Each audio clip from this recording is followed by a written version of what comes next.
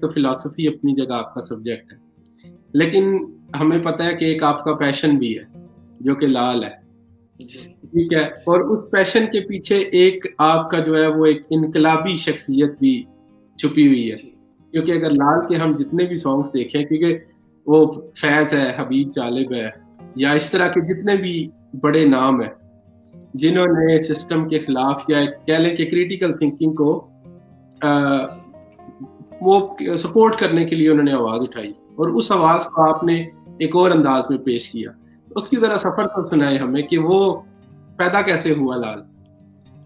ये लाल भी और जो मेरे ऑनलाइन लेक्चर्स हैं वो दोनों एक ही आप कह लें काविश का के तसलसल का नाम है, और वो ये है, वो एक ही उसके उन दोनों के पीछे एक ही सोच है दर हकीकत, और वो ये है कि किस तरह से जो जिसको आप क्रिटिकल थिंकिंग कहते हैं, जिसको हम तनकीदी सोच कह सकते हैं, जिसको हम प्रोग्रेसिव सोच कह सकते हैं, वो किस तरह से अवाम नास के अंदर मुतारफ़ कराई जाए।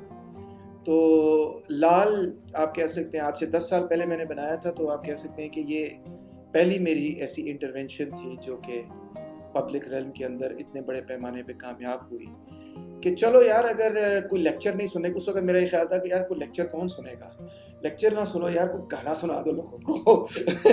वही बात फैज़ ने बड़ी खूबसूरत लफ्ज़ों में की हुई है। तो वही बात जो है ना, किसी गीत में डाल के सुना दो तो लोग वाह वाह भी करेंगे, और लोग सोचेंगे भी कि यार ये फैज़ साहब ने बात क्या की है, ज़रा मैं इसके बारे में सोचूं, या हबीब जालिब ने क्या बात की है। तो मकसद मेरा उस वक्त भी ये था कि क्रिटिकल थिंकिंग जो है ना वो डेवलप हो, और लोगों की दिलचस्पी बढ़े चीज़ों के अंदर, इस शायरी के अंदर, इस सोच के अंदर।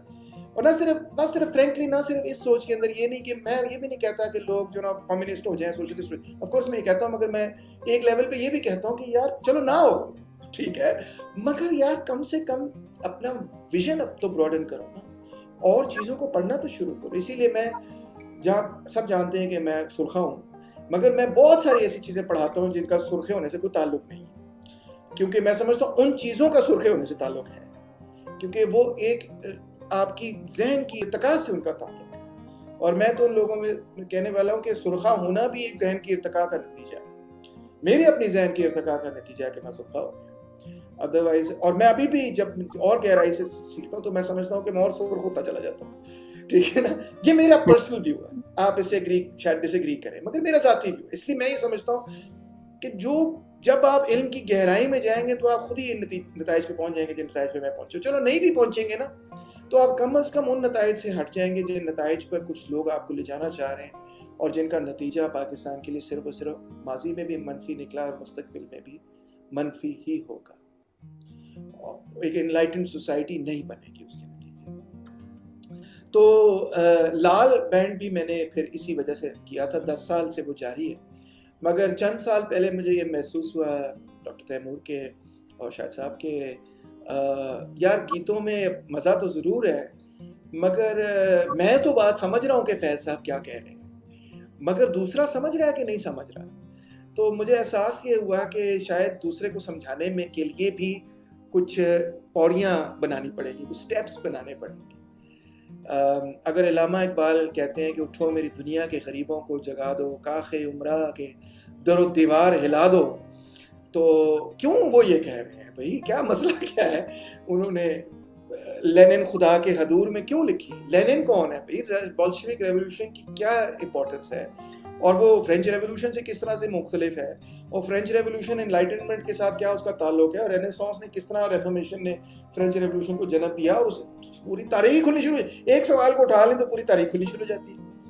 मगर बेबी स्टेप्स है ना। तो फिर मैंने सोचा बहरहाल कि यार शेर व शायरी करने और यूनिवर्सिटी में लेक्चर करने और मौसीकी सुना देने से बात नहीं बन रही।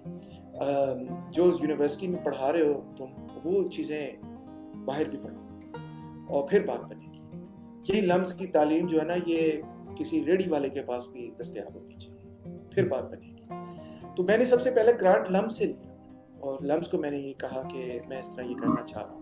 उन्होंने कहा बिल्कुल ठीक है, उन्होंने मुझे पैसे दिए, मैंने एक प्रोफेशनल टीम हायर की और मैंने ये बनाया। पहले मैंने खुद बनाए, फिर मैंने प्रोफेशनल टीम हायर की, वो बनाए, फिर वो तो मुकम्मल हो गया, वो ग्रांट भी मुकम्मल हो गया। फिर उसके बाद मैंने मज़ीद खुद कुछ मैंने ब्रेक ली, फिर मैंने खुद और बनाने शुरू किए।